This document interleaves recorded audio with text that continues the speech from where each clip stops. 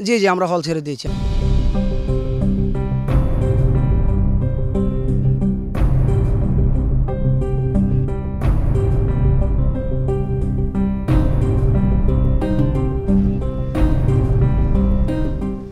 এখনো পর্যন্ত আমাদেরকে কোনো সময় বেঁধে দেয়নি যে এতটার মধ্যে আপনাদেরকে হল ছাড়তে হবে, এমন কোনো সময় বেঁধে দেওয়া হয়নি।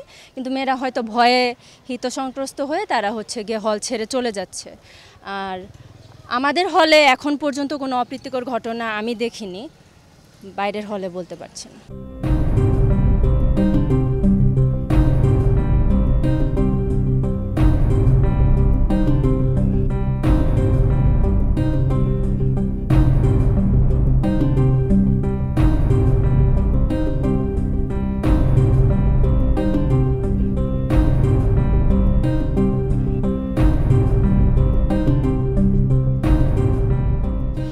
আপনারা হয়তো গতকালকের ঘটনা দেখে থাকবেন। হ্যাঁ, তো এই পরিস্থিতিতে কেউ আর কি ঝুঁকি নিতে চাচ্ছে না জীবনের।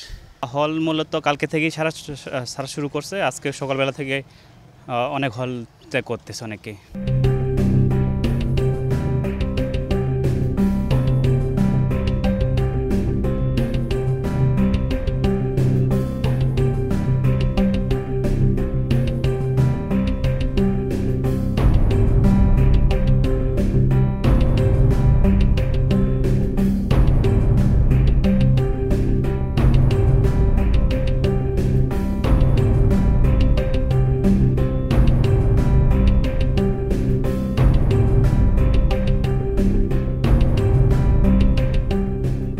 আন্দোলনের কারণে আমাদের ক্যান্টিনে, আমরা তো ক্যান্টিন চালাই, সেহেতু ক্যান্টিনের লোকজন আসতেছে না, যার জন্য আর কি আমাদের ক্যান্টিনটা বন্ধ হয়ে গেছে।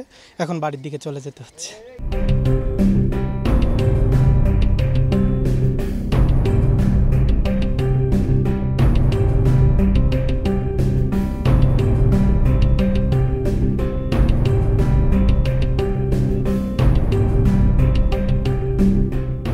বিশ্ববিদ্যালয় প্রশাসন আমাদেরকে যখন যেভাবে ইনস্ট্রাকশন দিচ্ছেন, তাদের সকল ধরনের আইনি সহায়তা এবং পুলিশি সহায়তা দেওয়ার জন্য আমরা মূলত এখানে আছি।